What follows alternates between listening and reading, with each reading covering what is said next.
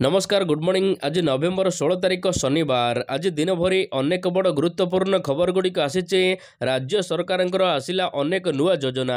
यह सहित छात्र छात्री मानक पई गुरुत्वपूर्ण सूचना। पाणीपाग ठारू आरंभ कर क्रिकेट संपर्कित अनेक गुरुत्वपूर्ण खबर आसी। तेबे आसंतु आज सकाळ आसीथिबा 25टी बड़ खबर उपरे नजर पकाइबा। प्रथम खबर, बालीजात्रा को उद्घाटन कले मुख्यमंत्री, कले बड़ घोषणा। आरंभ है नौ वाणिज्य परंपरा गाथा बहन करुथिबा बृहत वाणिज्य महाकुंभ कटक बालीजात्रा। मुख्यमंत्री मोहन चरण माझी और उपमुख्यमंत्री प्रभाती परिड़ा यह ऐतिहासिक उत्सव को उद्घाटन करिसंती।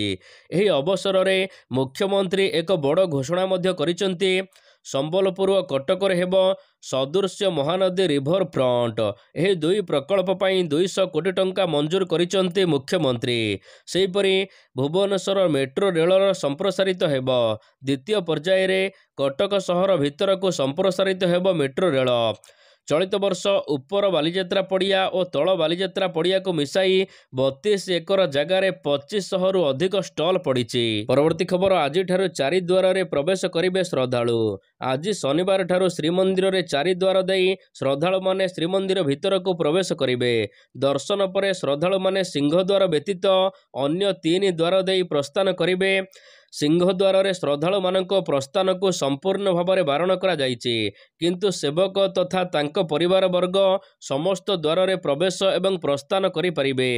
आज ठारू श्रीमंदिर रे यही व्यवस्था लागू करा जायछि। श्रीमंदिर नाट मंडप ठारे श्रद्धालु मानक पई स्वतंत्र दर्शनर व्यवस्था एबे विचाराधीन अछि। परवर्ती समय रे श्रीमंदिर परिचालना कमिटी परामर्श एवं अनुमोदन परे यह कार्यकारी हेबो। परवर्ती खबर, आज ठारू सिंगापुर जिबे मुख्यमंत्री। आज शनिवार ठारू 6 दिनिया सिंगापुर गस्तरे जिबे मुख्यमंत्री मोहन चरण माझी। आज सकाळ 7टा बेले मुख्यमंत्री गस्तरे बाहरिबे। सिंगापुर रे 17, 18 और 19 तारिख 3 दिन धरी मुख्यमंत्री विभिन्न शिल्पपति को भेटी ओडिशा को पुंजीनिवेश करने को आमंत्रण करिवे। ओडिशा रे पुंजीनिवेश पई कोन सुविधा सुजोग रहिছে और ओडिशा सरकार शिल्प वातावरण पई कोन प्रोत्साहन देउचंती ए नहीं शिल्पपति मानक अवगत कराइबे। परवर्ती खबर, राज्यवासी मानक पई खुशी खबर। ओडिशावासी पई खुशी खबर। भुवनेश्वर एवं झारसुगुड़ा एयरपोर्ट रु आरंभ हेब देशर विभिन्न विमान बंदर को सीधा सड़क विमान सेवा। बिजू पट्टनायक अंतर्जातीय विमान बंदर रु इंदोर, डेराडून, कोची यह सहित जयपुर, लखनऊ को सीधा सड़क विमान सेवा आरंभ कराजिबो। सेहीपरि झारसुगुड़ा वीर सुरेंद्र साहे विमान बंदर रु हैदराबाद, रायपुर, लखनऊ एवं मुंबई को सीधा सड़क विमान सेवा आरंभ कराजिबो। गतकाली एने सूचना देइचंती मुख्यमंत्री कार्यालय। परवर्ती खबर, मुख्यमंत्री कहिले पेशा आईन लागू हेबा पूर्वरु नियाजिबो लोकमानकर मतामत।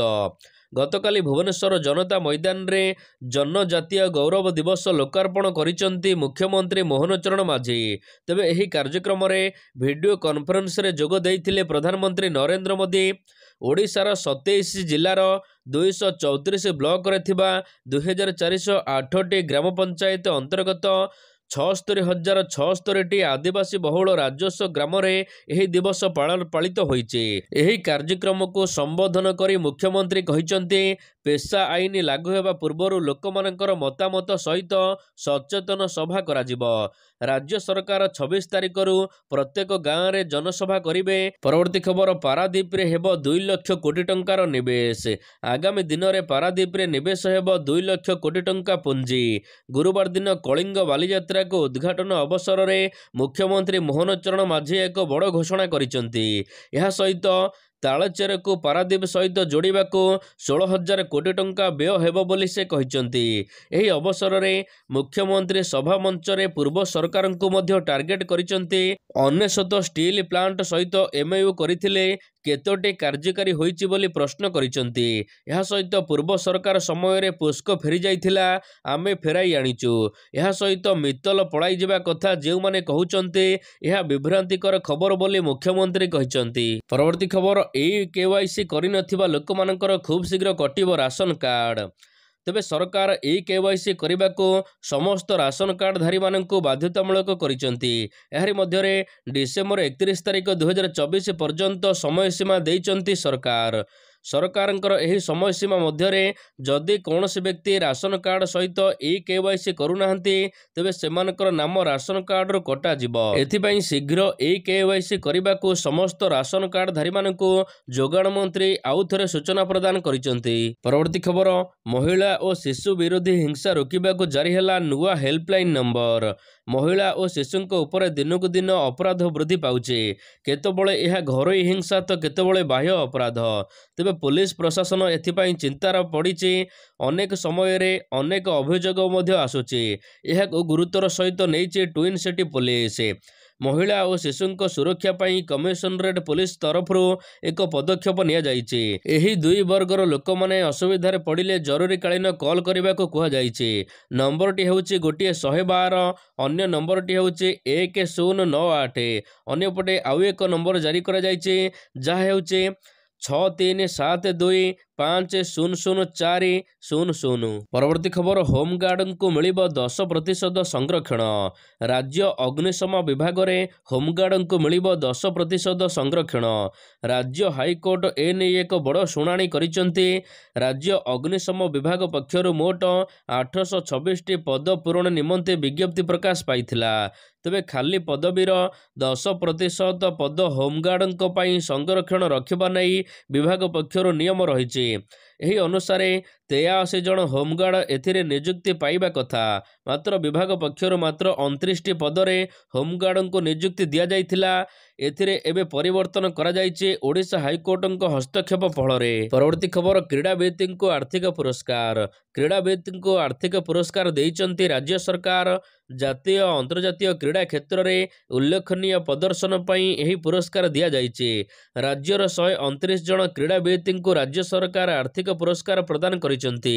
ମୋଟ 17,83,500 ଟଙ୍କା ପୁରସ୍କାର ଦିଆଯାଇଛି। ଖୋଖୋ କ୍ରୀଡ଼ାବିତ୍ଙ୍କୁ 3,75,000, କରାଟ କ୍ରୀଡ଼ାବିତ୍ଙ୍କୁ 3,58,000। ପରବର୍ତ୍ତୀ ଖବର, ବିର୍ସା ମୁଣ୍ଡାଙ୍କ ଜୟନ୍ତୀରେ ମୁଖ୍ୟମନ୍ତ୍ରୀଙ୍କ ବଡ଼ ଘୋଷଣା।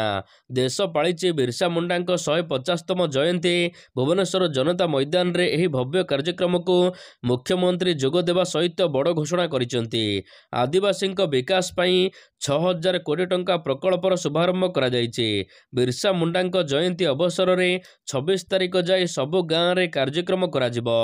16ଟି ଆଶ୍ରମ ସ୍କୁଲକୁ ହାଇସ୍କୁଲର ମାନ୍ୟତା ଦିଆଯିବ। ଗୋଠପାଟଣାରେ ସ୍ୱାଭିମାନ ଭବନ ନିର୍ମାଣ କରାଯିବ ବୋଲି ମୁଖ୍ୟମନ୍ତ୍ରୀ ମୋହନ ଚରଣ ମାଝୀ କହିଛନ୍ତି। ପରବର୍ତ୍ତୀ ଖବର, କଟକରେ ଜମିପଟ୍ଟା ବାଣ୍ଟିଲେ ଆଇନ ମନ୍ତ୍ରୀ। କଟକରେ ପାଳିତ ହୋଇଛି ବିର୍ସା ମୁଣ୍ଡାଙ୍କ ଜୟନ୍ତୀ। କଟକ ଇଣ୍ଡୋର ଷ୍ଟାଡିୟମରେ ଅନୁଷ୍ଠିତ ହୋଇଥିବା ଏହି ଜିଲ୍ଲାସ୍ତରୀୟ ଉତ୍ସବରେ ମୁଖ୍ୟ ଅତିଥି ଭାବରେ ମନ୍ତ୍ରୀ ପୃଥ୍ୱୀରାଜ ହରିଚନ୍ଦନ ଯୋଗ ଦେଇଥିଲେ।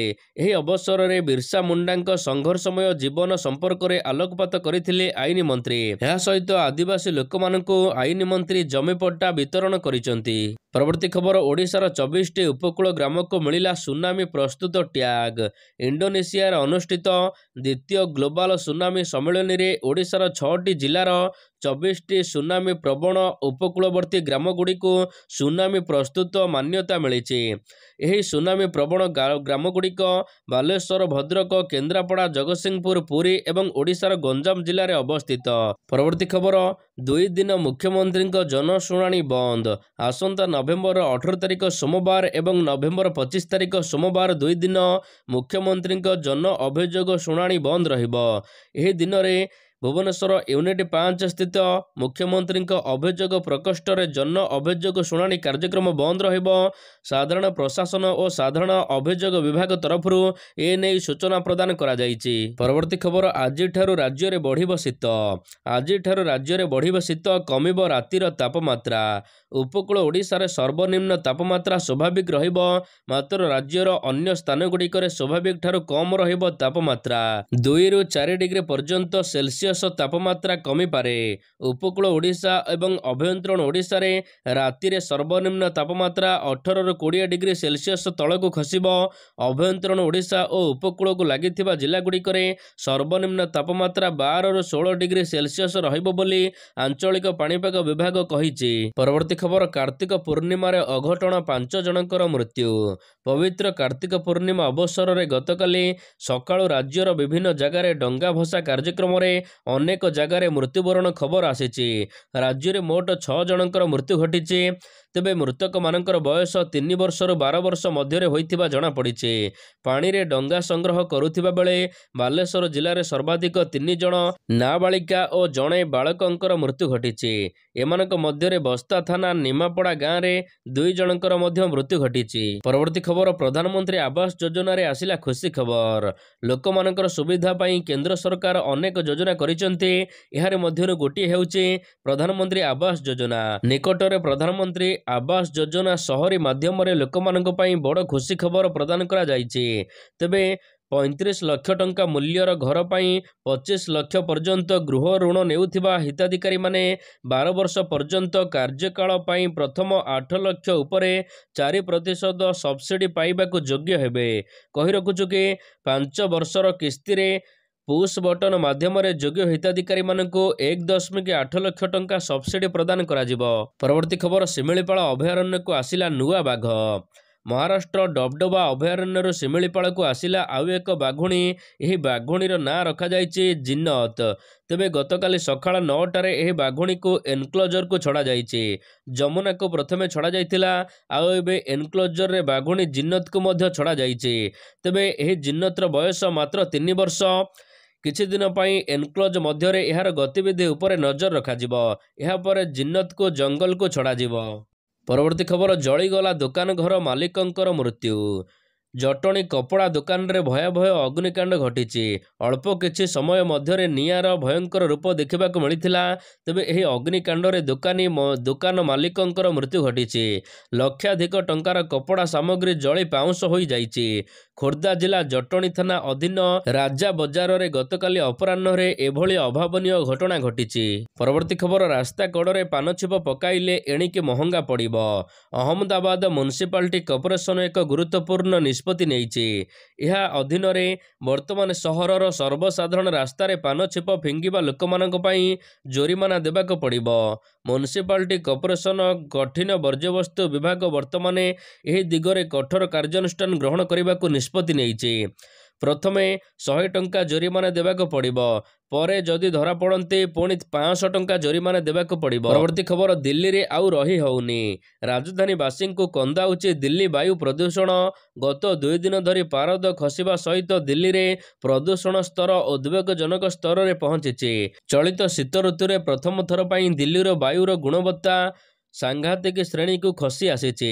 ଗୋଟିଏ ଦିନ ପରେ ଗୁରୁବାର ସକାଳେ ଏହା 428ରେ ପହଞ୍ଚିଥିଲା କ୍ୟୁଆର। ଗତକାଲି ଦିଲ୍ଲୀବାସୀ ପୁଣି ଥରେ ଧୂଆଁ ଧୂସର କୁହୁଡ଼ିର ସାମ୍ନା କରିଛନ୍ତି। ଏଥିପାଇଁ 200 ବିମାନକୁ ବିଳମ୍ବିତ କରାଯାଇଛି। ପରବର୍ତ୍ତୀ ଖବର, ଭାରତ ଏବଂ ଚୀନ ପ୍ରତିରକ୍ଷା ମନ୍ତ୍ରୀଙ୍କ ମଧ୍ୟରେ ହେବ ସାକ୍ଷାତକାର। ପ୍ରତିରକ୍ଷା ମନ୍ତ୍ରୀ ରାଜନାଥ ସିଂହ ଚୀନ ପ୍ରତିରକ୍ଷା ମନ୍ତ୍ରୀ ଡେଙ୍ଗ ଜୁନଙ୍କୁ ଭେଟିବେ। ଗତ ମାସ ପୂର୍ବ ଲଦାଖରେ 2 ସେନା ପ୍ରତ୍ୟାହାର ହେବା ପରେ 2 ପ୍ରତିରକ୍ଷା ମନ୍ତ୍ରୀ ପରସ୍ପରକୁ ଭେଟିବାକୁ ଯାଉଛନ୍ତି। ନଭେମ୍ବର 20ରୁ ଏଲଓସିରେ ହେବାକୁ ଥିବା 2 ଦିନିଆ 10 ଦେଶକୁ ନେଇ ଏସିଆନ ଶିଖର ସମ୍ମିଳନୀରେ ରାଜନାଥ ସିଂହ ଡେଙ୍ଗେଙ୍କୁ ଭେଟିବେ। ପରବର୍ତ୍ତୀ ଖବର, ପାକିସ୍ତାନରେ 2 ସହରରେ ସଟ୍ଡାଉନ୍। ଭାରତର ରାଜଧାନୀ ଦିଲ୍ଲୀ ପରି ପାକିସ୍ତାନରେ ମଧ୍ୟ ଭୟଙ୍କର ରୂପ ନେଇଛି ବାୟୁ ପ୍ରଦୂଷଣ। ଏଥିପାଇଁ ଶୁକ୍ରବାର ଦିନ ପାକିସ୍ତାନର ପଞ୍ଜାବ ରାଜ୍ୟରେ ସ୍ୱାସ୍ଥ୍ୟଗତ ଜନିତ ଜରୁରୀକାଳୀନ ପରିସ୍ଥିତି ଘୋଷଣା କରାଯାଇଛି। ରାଜ୍ୟର ବିଭିନ୍ନ ସ୍ଥାନରେ ବାୟୁର ମାନ ଅତି ଖରାପ ଦିଗକୁ ଯାଇଥିବାରୁ 2ଟି ସହରରେ ଗତକାଲି ସଟ୍ଡାଉନ୍ ଘୋଷଣା କରାଯାଇଛି ପାକିସ୍ତାନରେ। ପରବର୍ତ୍ତୀ ଖବର, 5000 ଟଙ୍କା ପର୍ଯ୍ୟନ୍ତ କମିଲା ସୁନା ଓ ରୂପା ଦର। ସୁନା ଏବଂ ରୂପା ଧନତେରସ ଏବଂ ଦୀପାବଳି ପର୍ଯ୍ୟନ୍ତ ହାଇ ରେଟ୍ରେ ପହଞ୍ଚି ରେକର୍ଡ ଭାଙ୍ଗୁଥିଲା। ତେବେ 10 ଦିନ ହେବ 2 ମୂଲ୍ୟବାନ ଧାତୁର ଦର ଏବେ କମିବାରେ ଲାଗିଛି। 10 ଦିନ ମଧ୍ୟରେ ସୁନା ଉପରୁ 6% ପର୍ଯ୍ୟନ୍ତ ଶସ୍ତା ହୋଇଛି ଏବଂ ଏଥିରେ 4750 ଟଙ୍କା ପର୍ଯ୍ୟନ୍ତ ଦର କମିଛି। ପରବର୍ତ୍ତୀ ଖବର, ସିରିଜ ଜିତିବା ସହିତ ରେକର୍ଡ କଲା ଟିମ୍ ଇଣ୍ଡିଆ। ଗତକାଲି ଦକ୍ଷିଣ ଆଫ୍ରିକାକୁ 335 ରନରେ ପରାସ୍ତ କରିଛି ଟିମ୍ ଇଣ୍ଡିଆ ଏବଂ ସିରିଜକୁ କବ୍ଜା କରି ନେଇଛି। ତେବେ T20 ବିଶ୍ୱ କ୍ରିକେଟରେ ଇତିହାସ ରଚିଛି ଟିମ୍ ଇଣ୍ଡିଆ। ଟିମ୍ ଇଣ୍ଡିଆ ଗୋଟିଏ ଇନିଂସରେ 2 ଜଣ ଭାରତୀୟ ଖେଳାଳି ଶତକ ହାସଲ କରିଛନ୍ତି। ଏହା ପୂର୍ବରୁ T20 କ୍ରିକେଟରେ କେଉଁ ଦେଶ ବି ଏଭଳି ରେକର୍ଡ କରିନାହାନ୍ତି। ଗତକାଲି T20ରେ ସର୍ବାଧିକ 6 ମାରିବାରେ ଟିମ୍ ଇଣ୍ଡିଆର ରେକର୍ଡ ହୋଇଛି। T20ରେ ସର୍ବାଧିକ ସ୍କୋର କରିବାରେ ରେକର୍ଡ ହୋଇଛି। T20ରେ ସର୍ବାଧିକ ଭାଗୀଦାରୀ ରନ୍ କରିବାରେ ମଧ୍ୟ ରେକର୍ଡ ହୋଇଛି। T20ରେ ଗୋଟିଏ ବର୍ଷରେ ସବୁଠାରୁ ଅଧିକ ଶତକ ହାସଲ କରିବାରେ ସଞ୍ଜୁ ସାମସନ୍ ମଧ୍ୟ ରେକର୍ଡ କରିଛନ୍ତି। ପରବର୍ତ୍ତୀ ଖବର ପିଓକେ ଯିବନି ଚାମ୍ପିୟନ ଟ୍ରଫି 2025 ଏହାକୁ ନେଇ ଚାଲିଛି ବାଦ ବିବାଦ। ଟିମ୍ ଇଣ୍ଡିଆ ପାକିସ୍ତାନ ଯିବନି ବୋଲି ବିସିସିଆଇ ସ୍ପଷ୍ଟ କରିଛି। ଏହାପରେ ଦୁଇ ଦେଶ ମଧ୍ୟରେ ଚାଲିଛି କଥା କଟାକଟି। ବିସିସିଆଇ ଚାହୁଁଛି ଟିମ୍ ଇଣ୍ଡିଆର ସବୁ ମ୍ୟାଚ୍ ପାକିସ୍ତାନ ବାହାରେ ଖେଳାଯିବ। ଏପରିକି ଏସିଆ କପ୍ 2023 ମଧ୍ୟ ହୋଇଥିଲା। ଏହା ସହିତ ପାକିସ୍ତାନ ହାଇବ୍ରିଡ୍ ମଡେଲ ଉପରେ ଟୁର୍ଣ୍ଣାମେଣ୍ଟ କରିବାକୁ ଚାହୁଁନାହିଁ। ତେବେ ପାକିସ୍ତାନ ଚାହୁଁଛି ପିଓକେରେ ଖେଳାଯାଉ ଚାମ୍ପିୟନ ଟ୍ରଫି, କିନ୍ତୁ ଭାରତ ଏହାକୁ ମନା କରିବା ସହିତ ଚାମ୍ପିୟନ ଟ୍ରଫି 2025 ଆୟୋଜନ ଭାରତ ପାଖରେ ମଧ୍ୟ ସୁଯୋଗ ରହିଛି।